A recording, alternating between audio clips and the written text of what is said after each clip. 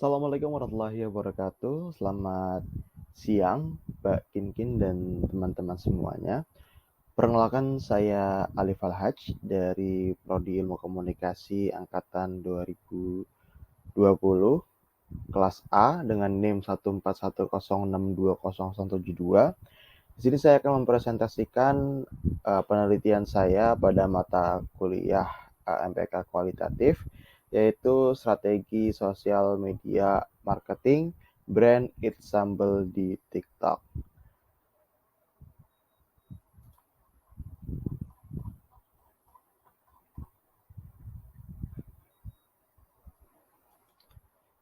Sebagai latar belakang, dewasa ini perkembangan teknologi di dunia sangatlah cepat. Hal tersebut juga mempengaruhi bagaimana manusia berkomunikasi di era modern ini. Memasuki abad ke-21, perkembangan internet yang begitu pesat mengakibatkan penggunaan internet yang masif pada berbagai bidang. Berdasarkan data yang peneliti kutip dari We Are Social, pengguna internet di dunia saat ini sudah mencapai angka 5,16 miliar atau meningkat sekitar 2% dibandingkan dengan pengguna pada tahun 2022. Perkembangan media sosial juga nyatanya sejalan dengan perkembangan internet itu sendiri. Dikutip dari sumber yang sama, penggunaan media sosial di dunia saat ini sudah mencapai angka 4,76 miliar pengguna atau meningkat sekitar 3% dibandingkan dengan pengguna pada tahun sebelumnya, yaitu pada tahun 2022. Media sosial sebagai sebuah media baru memungkinkan manusia untuk melakukan proses komunikasi dengan berbagai cara, dari semula one way, dari semula one way flow menjadi two way flow, bahkan multi way flow. Melalui media sosial, manusia dapat berinteraksi kapanpun, dimanapun, secara real time.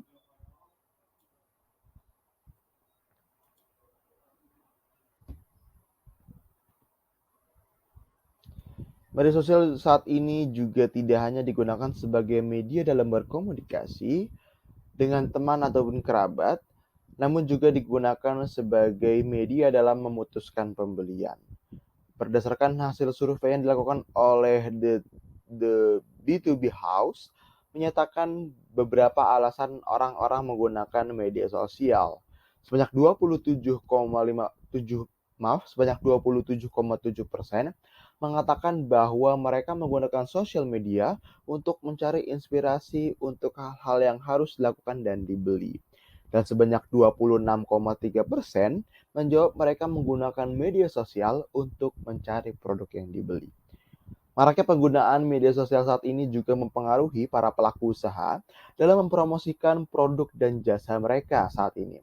Banyak pelaku usaha yang beralih menggunakan sosial media untuk memasarkan produk mereka karena sosial media dianggap sebagai media yang praktis, murah, dan memiliki jumlah pengguna yang besar.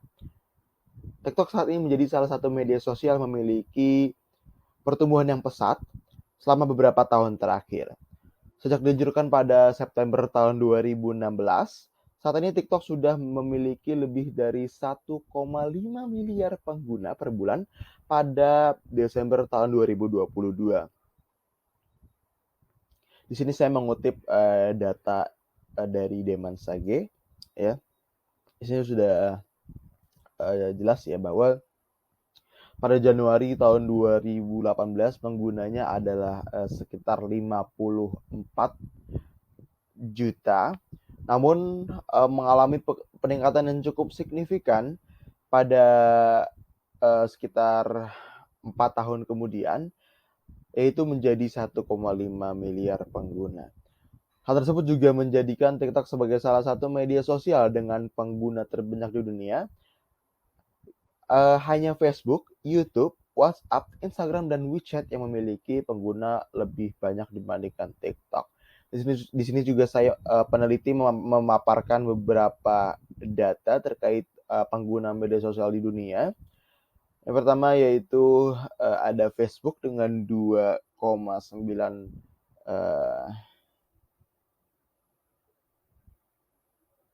juta pengguna, ya. Eh, Kemudian TikTok sendiri berada di posisi kelima.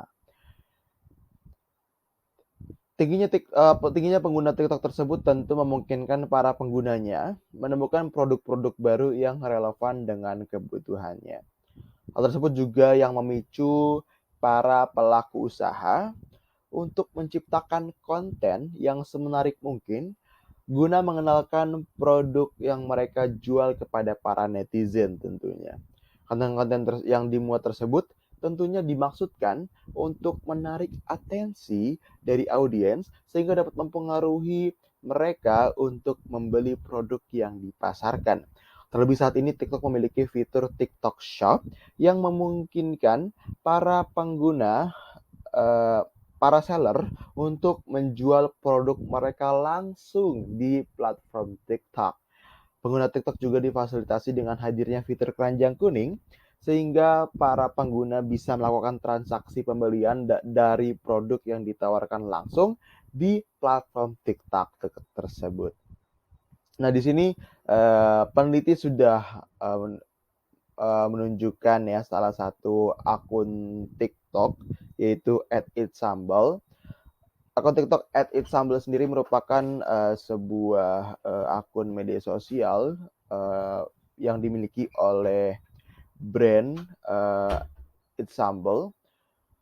Itsambal merupakan brand produsen yang memproduksi sambal khas Indonesia ya, misalnya sambal korek, sambal hijau dan lain sebagainya yang dikemas secara kekinian. Dan saat ini akun TikTok dari Eat Sambal sendiri sudah memiliki sekitar 2,6 juta pengikut dan memiliki lebih dari 55 juta likes pada seluruh postingan konten mereka di TikTok.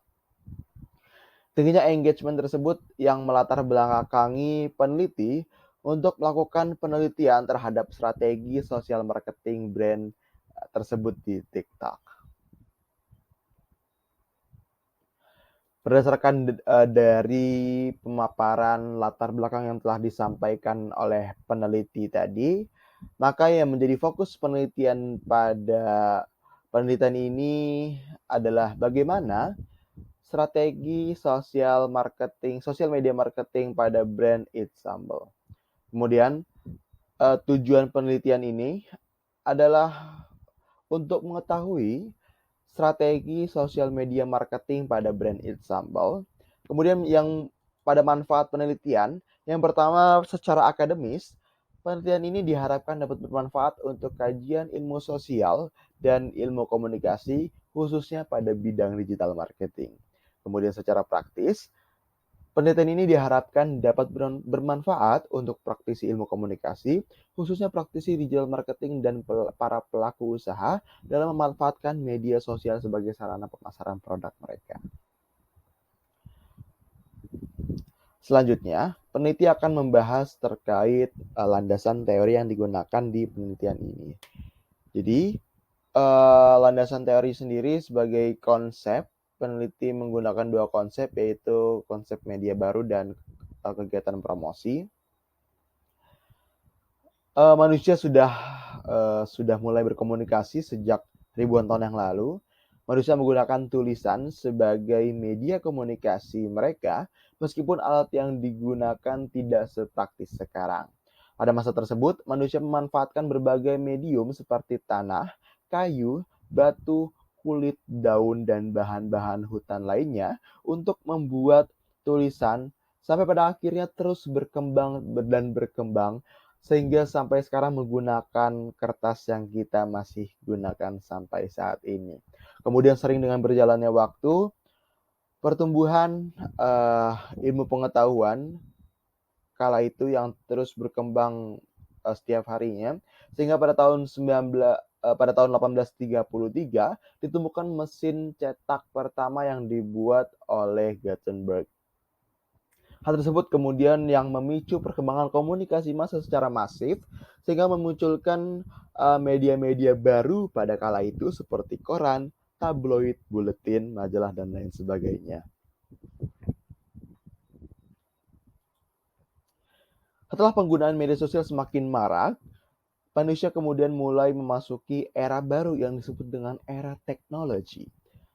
Dimulai dengan munculnya telegraf yang pertama kali diperkenalkan oleh Samuel Morse, kemudian hadir berbagai teknologi baru pada saat itu seperti televisi, radio, dan telepon. Beberapa waktu berselang, munculnya komputer menjadi angin baru dalam perkembangan komunikasi di dunia. Puncaknya terjadi pada saat terciptanya WWW, WWW atau World Wide Web yang menghubungkan satu komputer dengan komputer lain yang menandakan era baru yaitu era internet atau era digitalisasi. Hadirnya internet dalam masyarakat mengubah cara berkomunikasi manusia dalam berbagai aspek. Saat ini berbagai teknologi berbasis internet hadir untuk menunjang komunikasi manusia seperti website, email, media sosial, dan lain sebagainya. Jadi Luik dalam bukunya yaitu Media Baru sebagai Pengantar menjelaskan apa yang menjadi kebaruan dari media baru. Yaitu yang pertama adanya semangat dan budaya yang baru, yang kedua adanya teknologi atau aplikasi baru, dan yang ketiga adanya generasi pengguna atau masyarakat yang baru. Hal tersebut mengisyaratkan bahwa teknologi digital menjadi media baru yang berlaku untuk saat ini.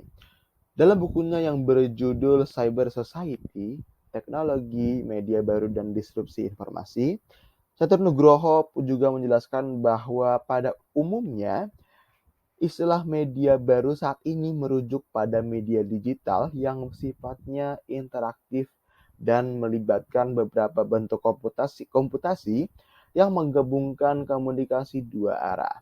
Nah, dalam hal ini, sosial media menjadi salah satu bentuk pengaplikasian penggunaan media digital pada media baru.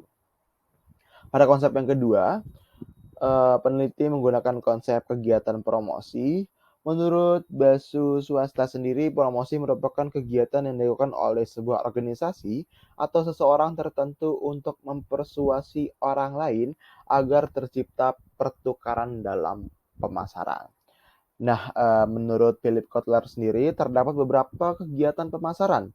Yang di antaranya itu periklanan, personal selling, promosi dagang, dan publisitas. Kemudian selanjutnya peneliti akan memaparkan review literatur. Jadi di sini peneliti sudah mengumpulkan beberapa penelitian terdahulu yang digunakan sebagai data pendukung yang akan membantu peneliti dalam melakukan penelitian ini. Yang pertama yaitu penelitian yang dilakukan oleh Hayatun Nuhus, Trisni Handayani yang berjudul Strategi Promosi dengan Memanfaatkan Media Sosial TikTok dalam Meningkatkan Penjualan. Studi kasus pada TN Official Store. Hasilnya TN Official Store menggunakan strategi promosi melalui alat bauran promosi yang diantaranya adalah dengan melakukan interaksi interaktif, publisitas, menjalin hubungan yang baik dengan konsumen, serta melakukan beberapa promosi, misalnya diskon dan lain-lain. TN Official Store juga menggunakan beberapa fitur yang disediakan oleh platform TikTok untuk menunjang peningkatan engagement mereka. Nah, untuk perbedaan sendiri yaitu terdapat perbedaan pada objek yang diteliti. Selanjutnya pada penelitian yang kedua yang dilakukan oleh Fatimah Maksumah yang berjudul Analisis Strategi Digital Marketing pada Produk Skincare Nutrition melalui media sosial TikTok.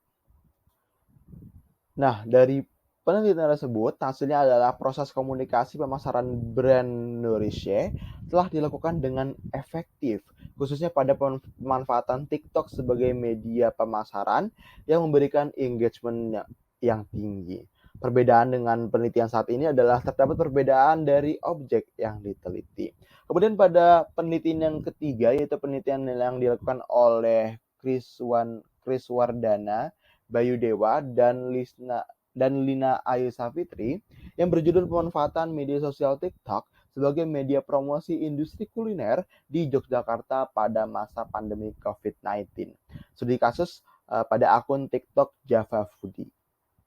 Dari penelitian ini, hasilnya adalah pengguna TikTok khususnya di Indonesia yang mayoritas merupakan generasi milenial lebih tertarik dengan eh, video konten promosi yang dibumbui dengan humor ataupun komedi.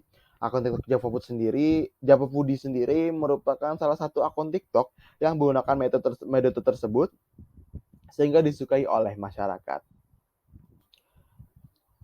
Pada perbedaan penelitian, yaitu terdapat perbedaan pada objek yang diteliti. Kemudian pada penelitian yang keempat yang dilakukan oleh Ilham Hilal Ramadan, Rian Priyatama, Azuhaida, dan Awanis Akali dan Febriansyah yang berjudul Analisis Teknik Digital Marketing pada Aplikasi TikTok. Studi kasus akun TikTok @JogjaFoodHuntersOfficial.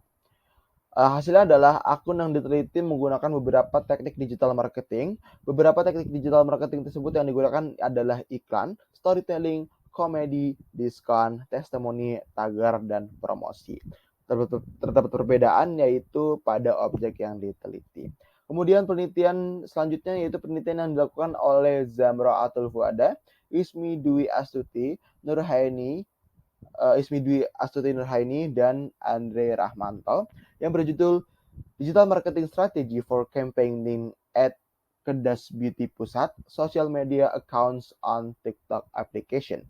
Pada penelitian ini, hasilnya yaitu terdapat 3 metode kampanye marketing yang digunakan pada akun @kedasbeautypusat, yaitu storytelling, yang kemudian mencoba terlibat langsung dengan pelanggan melalui empati, pengertian, dan pengembangan masalah dan kehidupan nyata, serta menggunakan konten emosional yang berasal dari interaksi sosial dan pelanggan. Kemudian terdapat perbedaan yaitu pada objek yang diteliti. Selanjutnya pada variabel di sini yang menjadi variabel adalah strategi sosial media marketing. Pada bab 3 ada beberapa penjelasan, yaitu yang pertama terkait dengan paradigma penelitian. Pada penelitian ini paradigma yang digunakan adalah paradigma interpretif karena data yang didapat dari hasil penelitian lebih berkenaan pada interpretasi data yang ditemukan di lapangan. Paradigma ini juga digunakan karena penelitian ini menggunakan analisis langsung apa yang terjadi di lapangan. Dalam hal ini adalah strategi sosial media marketing. Kemudian pada pendekatan penelitian menggunakan pendekatan kualitatif. McMillan dan Schumacher sendiri mendefinisikan penelitian ini sebagai sebuah tradisi dalam ilmu pengetahuan sosial yang merujuk pada pengamatan terhadap entitas dalam kawasan sendiri yang berhubungan dengan entitas tersebut. Dalam penjelasan lain, Matra menyebutkan bahwa metode ini sebagai sebuah langkah penelitian yang outputnya adalah data deskriptif berupa narasi ataupun perilaku yang dapat diamati. Kemudian pada metode penelitian ini menggunakan metode narrative research. Pada metode ini peneliti melakukan penarikan data kepada satu individu atau lebih untuk dipelajari pengalamannya. Dari pengalaman tersebut kemudian disusun dalam bentuk narasi dan digabungkan dengan pandangan peneliti untuk menciptakan hasil penelitian yang padu. Kemudian pada metode pengumpulan data, di sini menurut Creswell sendiri terdapat 4 jenis metode pengumpulan data pada penelitian kualitatif. Yang pertama yaitu observasi, yang kedua itu wawancara, yang ketiga adalah pengumpulan dokumen, dan pengumpulan audiovisual atau digital, termasuk pada sosial media. Nah, pada penelitian ini, peneliti mengumpulkan data melalui teknik wawancara dan juga mengambil data dari sosial media, yaitu akun TikTok @itsambel. Kemudian yang terakhir yaitu keterbatasan penelitian. Pada keterbatasan penelitian, ini terjadi karena peneliti kesulitan dalam mencari sampel penelitian. Kemudian pada kelemahan penelitian, eee, kelemahan ini karena peneliti masih menggunakan konsep strategi pemasaran yang lingkupnya masih sangat umum. Sekian presentasi dari saya. Terima kasih. Wassalamualaikum warahmatullahi wabarakatuh.